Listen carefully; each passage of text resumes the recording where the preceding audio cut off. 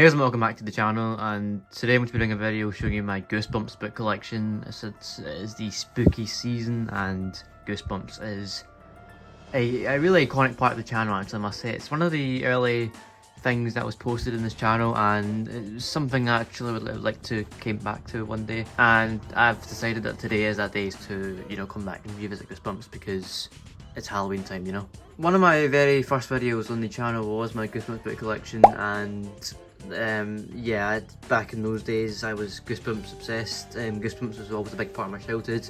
Loved it. It was easily my favourite book series, and I still like it to this day, but I've just, lost that time to consistently read the books, But I still have kept my collection because it's that special to me, so yeah.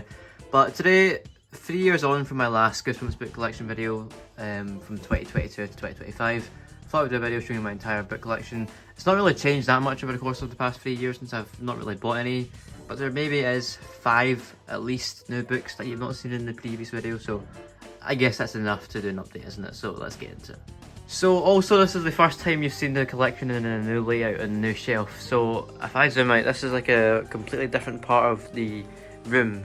Over there, this is where my previous collection was held. This is where the books were originally placed, but this is now made room to my Blu-rays, and this bottom shelf is just Lego random crap. So over here is where I've placed my new Goosebumps book collection. Mind you, a wee bit on the bottom, but the main stuff is at the top, so yeah.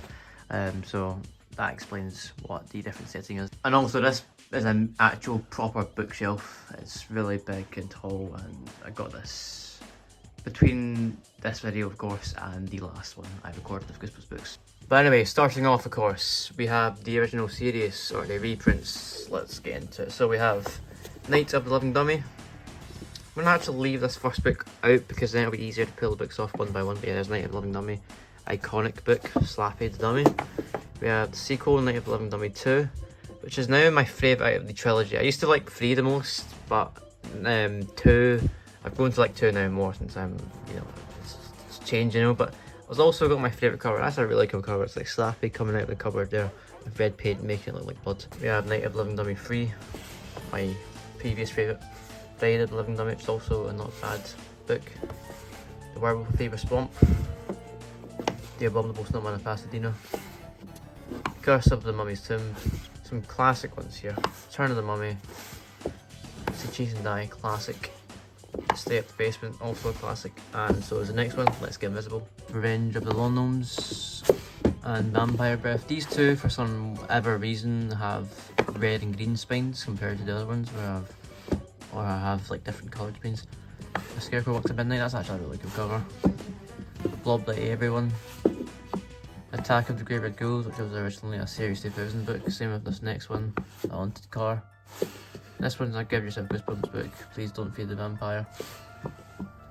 Ghost Next Door, Shark on Shock Street, iconic book, One Day at Horrorland, one of the best.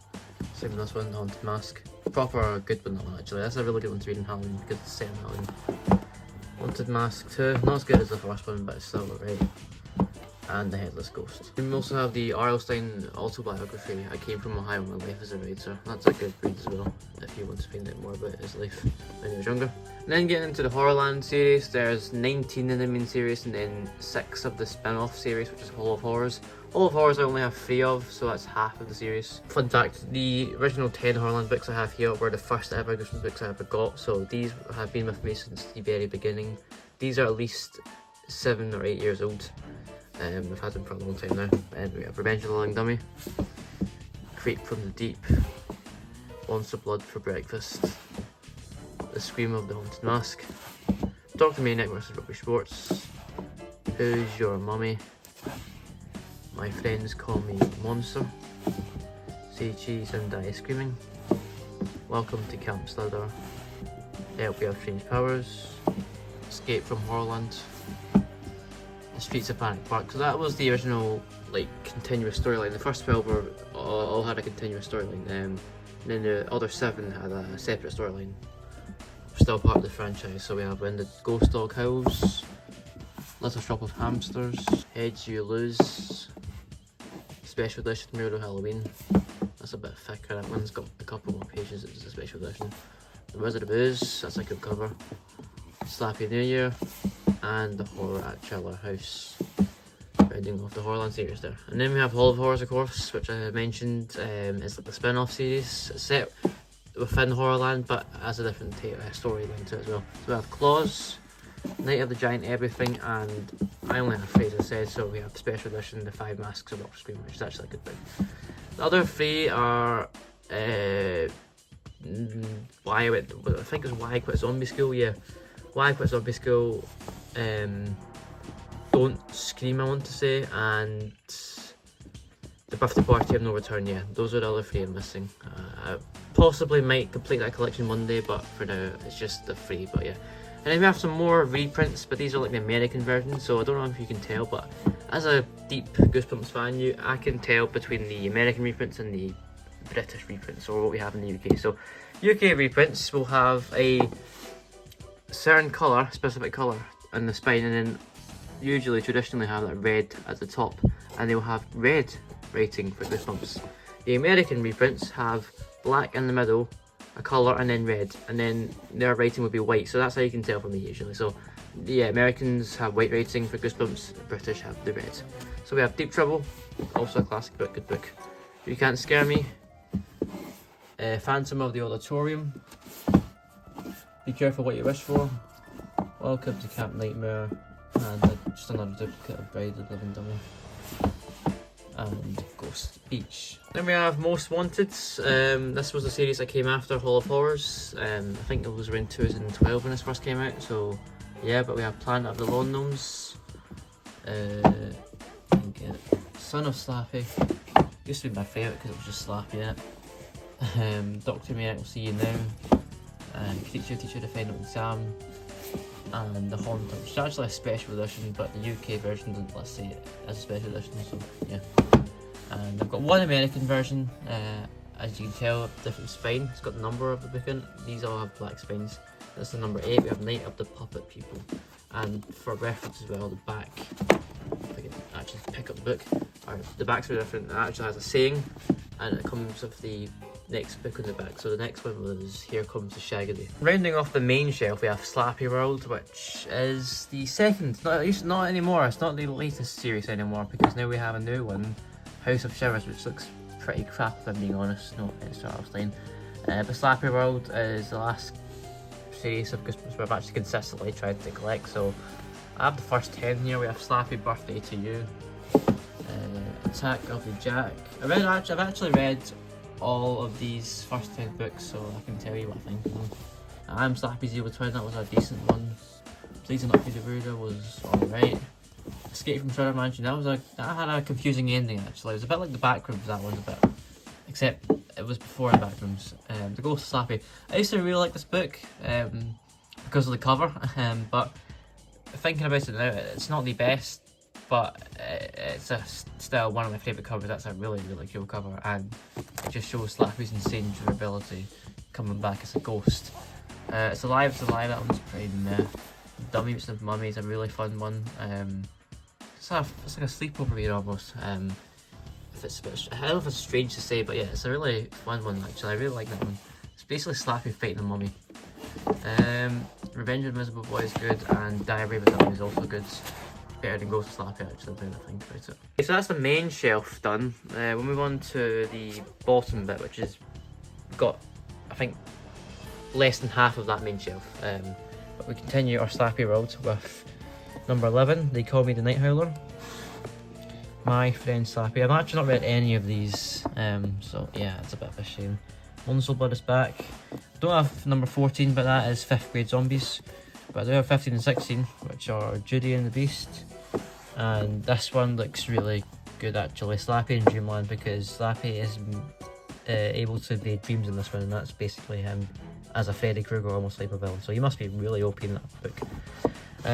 But yeah, as I said, I might try and get around to reading these one day eventually, but they're not really priorities right now. I'm just really busy with stuff, so yeah, maybe one day. I'd also like to mention I have a duplicate of Who's Your Mummy and Doc Manic versus Robbie Schwartz lying about.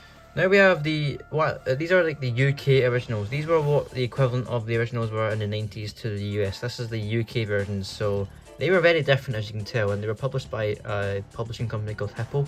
So we have Welcome to Dead House. I've got a couple of these just from Christmas, and every now and then I'm just finding them at charity shops. We have Night of the Living Dummy. Look how different Mr. Wood looks there. I was going to say Slappy almost, but Slappy's not the main one in the first one. The Ghost Next Door. One Day at... oh, sorry, I missed one. One Day at Horrorland. And we have Deep Trouble. These are like actual proper originals. Some of the pages are yellow, that's how you can tell. Go Eat Worms.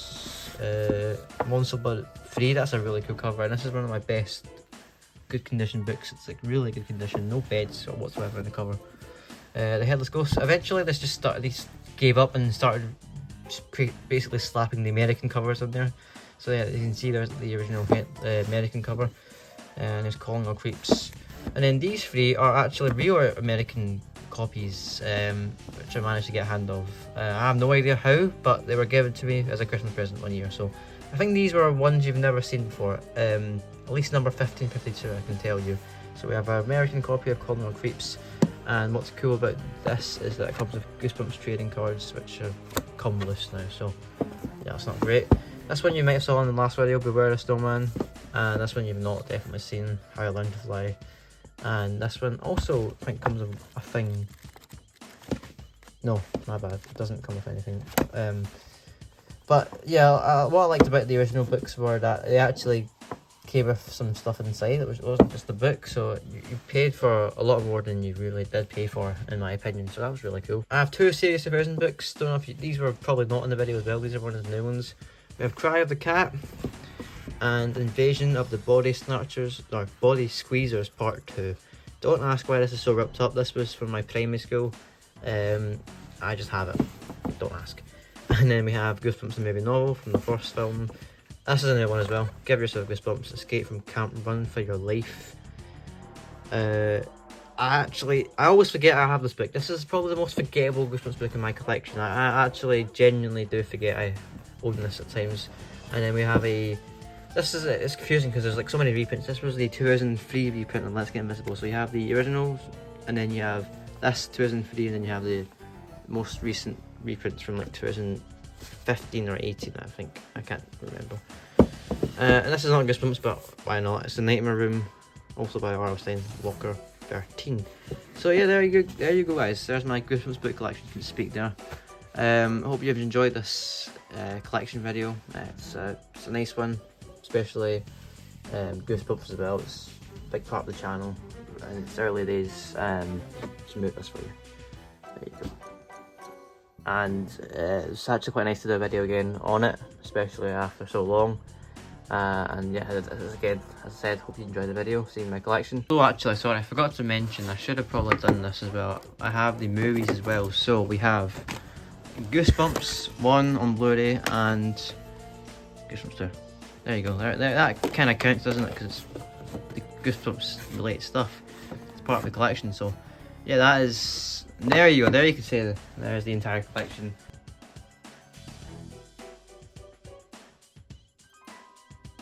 Of Goosebumps. So yeah, there you go guys, there's my Goosebumps book collection in 2025. Thank you for watching this video. If you did enjoy, please remember to like, comment, share and subscribe if you want to. Comment below what you think of, Goosebumps in general if you want, and if you've got a particular favourite book. But that is it for this video, until the next one, bye bye.